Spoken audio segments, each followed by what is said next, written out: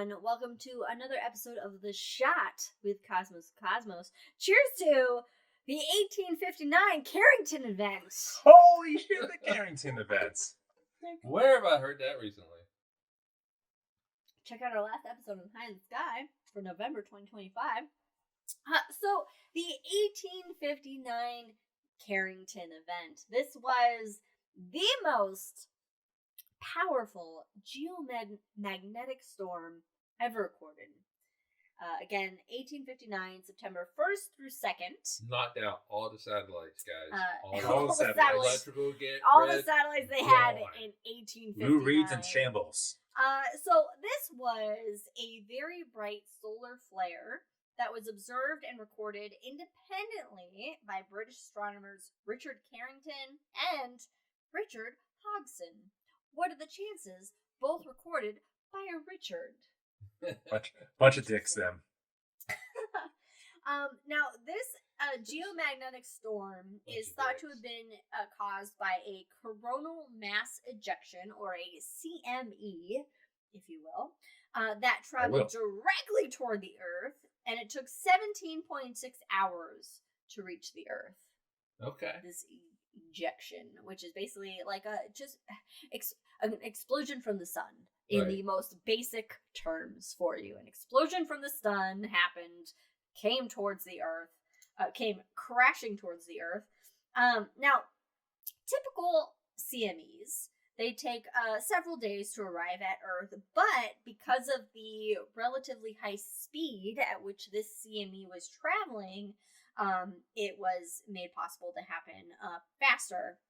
And it caused a large aurora event. Oh, really? That basically cleared the way of ambient solar wind plasma for the effects of this solar event this geomagnetic storm to happen on Earth. So what happened? All right. You got the high energy particles traveling super fast towards the Earth, coming our way. There's no Bruce Willis to save us from this geomagnetic It's 1850s. No. 1859, right? So auroras were seen around the world in northern and southern hemispheres. Mm-hmm. My God. They were seen over the Rocky Mountains, and in fact, they were so bright that they woke up gold miners. Okay. What? That is a very specific group of people. How? No, we need to look into this. The gold miners woke up and thought it was morning, and that they were to start their gold mining, adventures. Huh. Yeah, they were so bright that people thought it was morning. Such a very specific reference.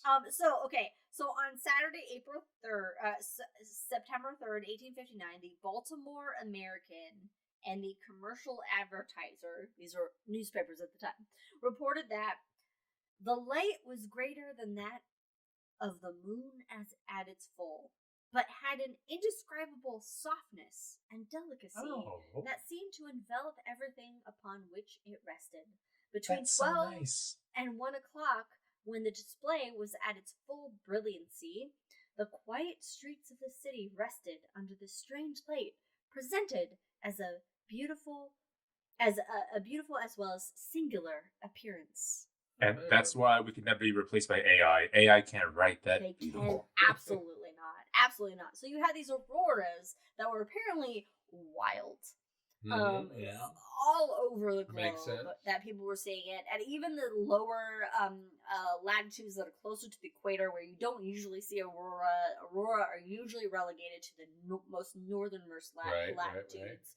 Like, Iceland is known for its aurora. Alaska, during certain seasons, are known for the aurora. But this was all the way down to the equators that it was seeing. Also, 1859, it's big in technology, telegraphs. So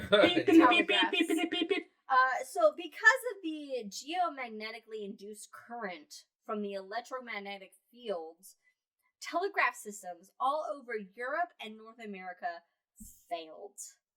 Okay. And like the internet in today. some cases, this is like the internet giving out in modern times. In some cases, They even gave the telegraph operators shocks. There were like shocks. There were like sparks flying from systems, papers that were like burned from it and everything. And so there were there was a recording of two telegraph operators that were communicating between Boston, Massachusetts and Portland, Maine.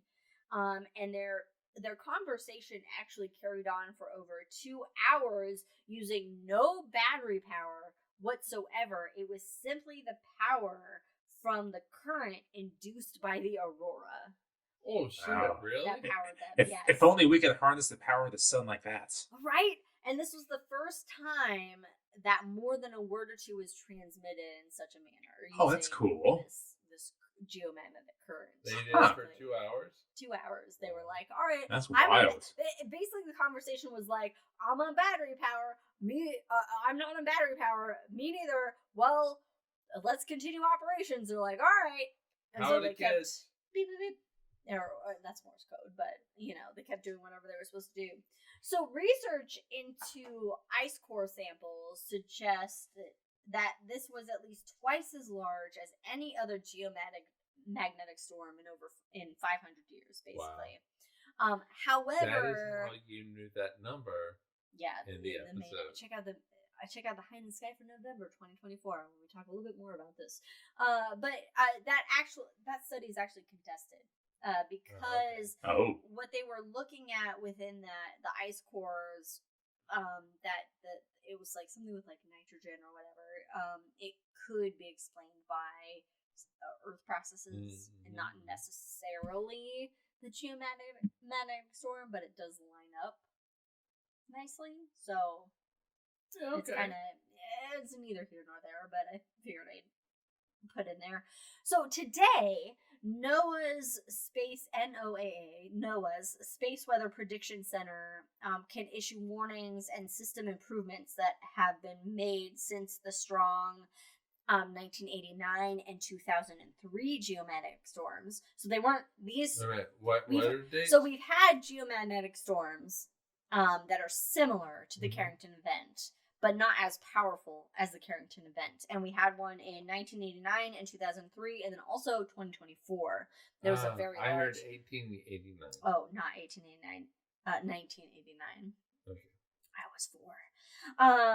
And so it proved that that we could be resilient through these. But there is new research that the ESA has conducted that basically says if we get another a geomagnetic storm the same size as the Carrington Event, that basically all our satellites are gonna fail. We're fucked. It's not gonna be good. They're gonna be kind of their orbits are gonna be fucked, and they could be damaged irreparably.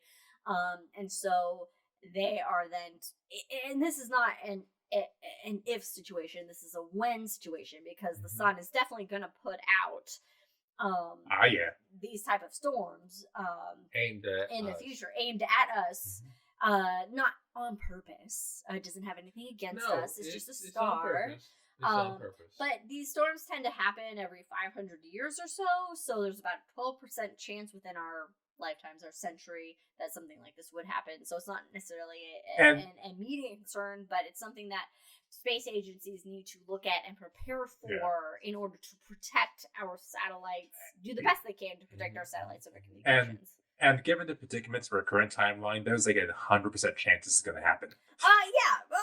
It seems to be that way. So I mean, this is really an example that funding for science and space exploration is important. It's not always about the things that we can learn about the universe, but how we can protect ourselves from yet another way the universe could kill us. In essence, and or at the very least, take us back to when everybody had to learn how to read a paper map. No, that's hard. Map. Yeah. MapQuest is hard. Google MapQuest. What the fuck year is it? Paper map.